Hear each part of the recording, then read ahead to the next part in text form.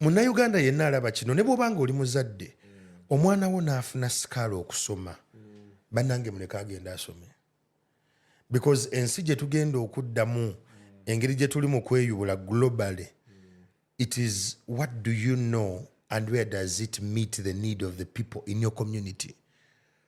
Nsobola okuba nga yeesinna masters mu mawulire n'ekirala naye bwe ngamba nti kati ngenda kusoma global development and policy kitegeeza ebintu njagala mbirabirekewo waggulu helicopter view ng'evaayo bulungi okisegedde helicopter view ebenga kola ki ng'evaayo bulungi kikuyamba okutunuulira ebintu with a different lens and frame. Genda osome ne bw'oba ofunye chance nga tulina fuluma ggwanga naye nga bagenda kusomesa bya mukono go and get that skill. Tewali budde. There's something you've said, where does it meet the needs of your people? Abantu baffe abasinga, and by the way kino tekiri just ku baddayo kusoma masters and what, even degrees. I've met some people who say omwana ngenda mukomya mu senior 4 yenga excuse jawa agamba omwana jamutwala agende mu there's that program I think government skilling. You know, kati omulala n'agamba ngenda ku university n'omubuuza ogenda kukola cost ngenda kukola accounting n'omugamba okay there's some cousin sister of mine yali agala kukola accounting kati uncle wange yalimu ebyo byakusomesa n'amugamba naye okay but with these technological developments and what do you think accounting will be as competitive as if you went and did maybe this course? Because the needs of the people are changing. Yes. So you don't envisage a situation where you're just saying, nasoma.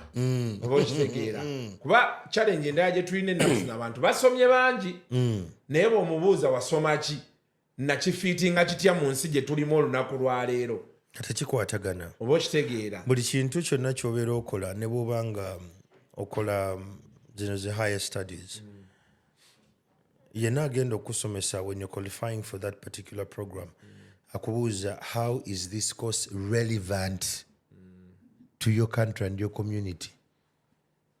So kitegeeza oteekwa okuba nga omanyi course eno weegenda okuyambira eggwanga lyo n'abantu bwe boowangaaliramu.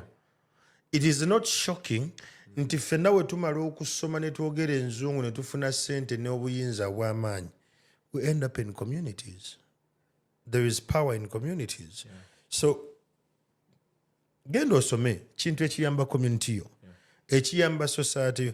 Tosoma bintu byakweraga mbu nina masters 6 bw'oba ozina masters 6 ng'ozoogera kitegeeza oba tolina masters because it has to reflect how are you impacting people, how are you servicing people's needs. Bw'oba tozifunye ezo kiba kigenda kulya nnyo. Naye engeri gye tuli nti ensi yafuuse global ate nga tuli ku mutimbagano genda osome. Waliwo omuntu ajja okukugamba nti genda ku Upwork ng'okolera Uganda naye ng'omanaginga real estate ye Brazil. Why? Because you studied. Yes. You merged the knowledge with the digital dynamics and landscape. You're in position to compete. Uganda tulina abantu abayivu bangi abasomye bangi naye tulina obuzibu tetumanyi kwetunda. Osanga omunaku Kenya nga ye just yakoma ku degree naye nga bw'ayogera olowooza alina PhD. Lwaki? Yeekuumira nnyo mu kumanya n'okutegeera abantu babeeramu abasinga baba basoma nnyo ebintu ebyo okumukira kati nye n'asigala nga babouncingako information n'atuuka okwogera ng'omubuuza did you do a PhD? Naga no, but I've just been in this business and I know it better. Naye ffe gy'okoma okusoma ate otandika okulaba nga mu bakasukuto gyamu tekivaayo bulungi kati ngenda kunywa nabo ki. That is your community. Nze byonna bye ngenda okusoma nga bwe ntula ne kasuku n'enkunnyoye nga kasuku direction ensi mweraga. Ensi yaffe in the next 10 years egenda kuba ne 5 folds of the economy zigenda kujja bwe ziti. Right now mu East Africa yonna Uganda's economy is the best. We don't even have inflation. Inflation was arrested mu mwezi gwa September. mu mwezi gw'omusanvu nga gugwako mu July, that's when it was arrested. We don't have inflation anymore. The rest of the countries have inflation. Obuzibu bwe tulina ng'eggwanga nti we are still struggling to convert that economy to your pockets. Socially, healthcare, education, and social lifestyle ey'abantu. Awakyali dynamic. Government bw'eneekikyusa n'ekikola bw'ekyo. Ate ng'era omukulumiza ddako ajja kikola. Nga tuli mu folds ezo bwezityo, then we are going to be a stable country, better than any other country. Naye omuntu okitegeera kikwetaagisa okukkiriza ennyo n'osukka n'okkiriza we tutambudde bulungi. Abantu baffe bayiga okwetunda mu bye bakola. Learn to speak with pride and zeal of what you do and your capabilities. Mulekeraawo okweyogeza, omanyi kapito w'omwavu mpisa. Mulekeraawo okubeera n'empisa nga mutunda bye mukola. Omwavu eradde ssebo, emujebaleko ssebo. No. Bagenda kudondola. Naye omuntu wajja n'agamba nti akasuku mbadde njagala gwoba otuhostinga nga tuzze mu Uganda, tulina project eyo gye tukola ng'omugamba, well, send me the scope of your work, I send you the quotation. Ate n'omuweereza quotation nga totidde. But what meets a quotation? The breakdown of biki bye tugenda okukola mu sheno, tulina production, tulina editing, tulina okumanya narrative gye mwagala okukola, preparation, studio eyo tubadde tulina okukola shows nnya, kati mugamba mugenda mala ennaku bbiri kitegeeza muyingidde kino na kino, so the costing is this. At the end of the day, twetaaga $50,000 so that tubakolera omulimu omutuufu. You've broke it down. You're not downselling yourself. Omuntu okimunnyonnyodde. Naye tetumanyi kutunda kye tulina because we study for privilege and prestige. Oyo gwolaba alina masters 6. Bwe mba muzoogerera talina. Omuntu gye yeeyongera okusoma gy'akoma okubeera omuntu w'abantu. Because tolina research gw'ogenda kukola mu miti. Omukola mu bantu. Era bw'osanga ba social behavior changers, ba experts babeera nnyo mu bantu. Enneeyisa y'abantu etambula kino kitegeeza bwe kiti nti a consumerism economy nga Uganda, nti buli ssente ezitugwa mu nsawo abantu bagamba awatuufu muliwa. Oliwa. Leero si lwa mukaaga. Oliwa. Saturday, Friday. Position ogikwatiddewa. Because you are consumerism. Omusala gwa katonnyako gwe guti ku akaunti zaffe gubeera ku one view. Olugulabako gwe guti nga gubulirawo. Because you are a consumerism economy. Yes.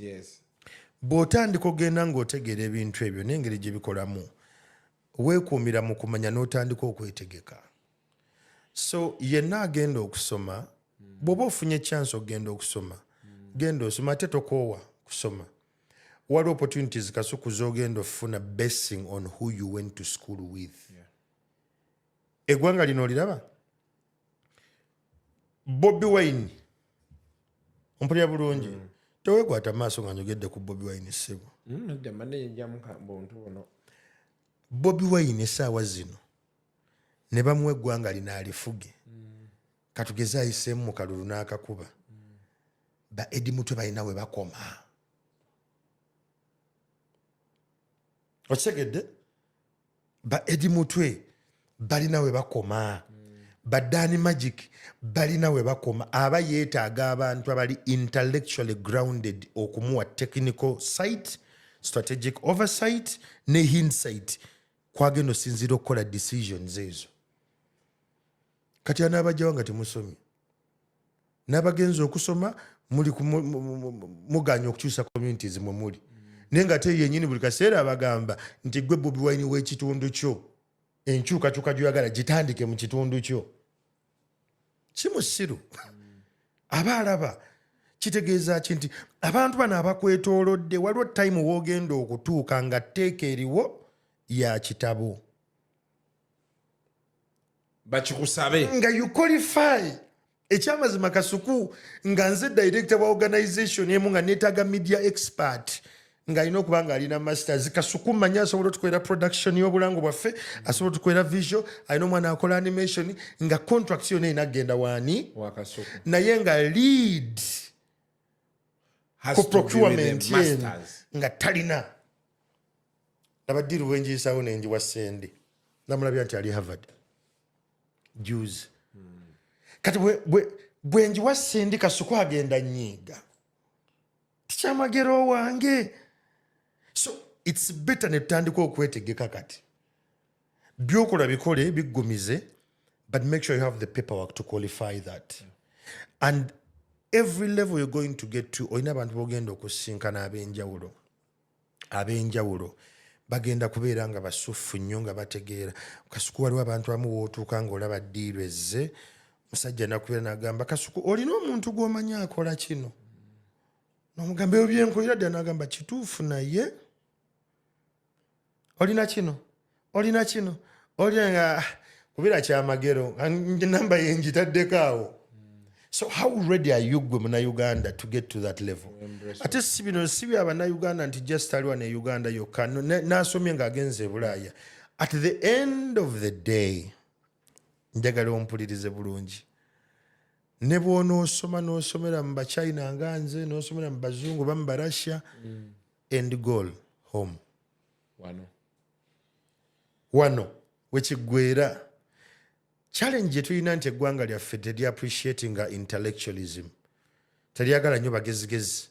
Era embeera abagezigezi nga muli bagezigezi nnyo tofuna nnyo mirimu. But the world has tilted.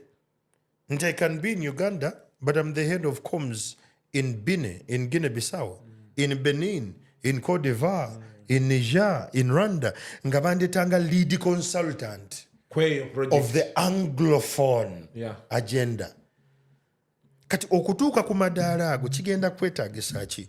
Preparation kikulu. Omukisa Gusanga Yetegese genda osome. Nga tonnatandika kuyomba oyinza ogamba nagenda ku kyeyo ndi eno nga tandika daama. Mu bwakadaama bw'osobola okukyusa status yo no becoming a citizen. Ali intentional. N'okola by'okoze kati ate gwe n'otandika okussa. Kumanyi kati fensi we tugiraba nti bwe nvaano ningamba ngenda kubeera mu wuushe China, biki ebiri ewuushi bye nsobola okolagana ne Kasuku ne tutambuza business. That's what I'm looking at.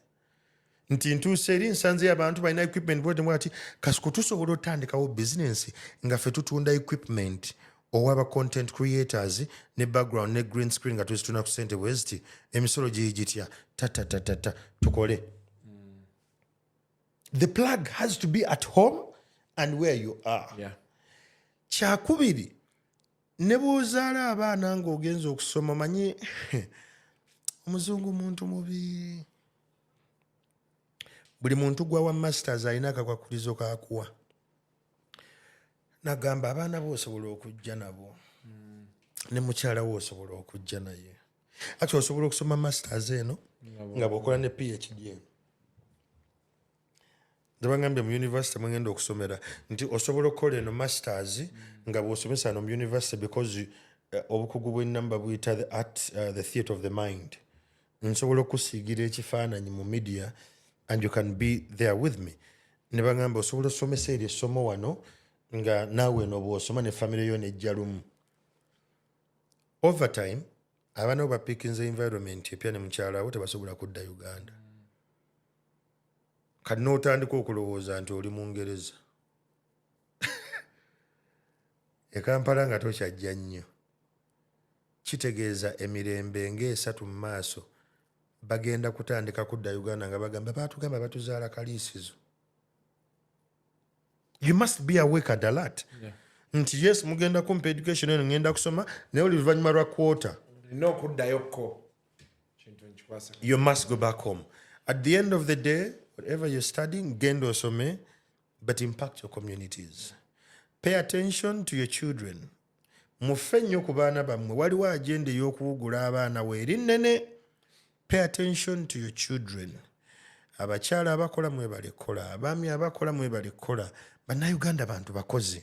It's just that the economy mwe tuli appreciating hard work. Kinuma.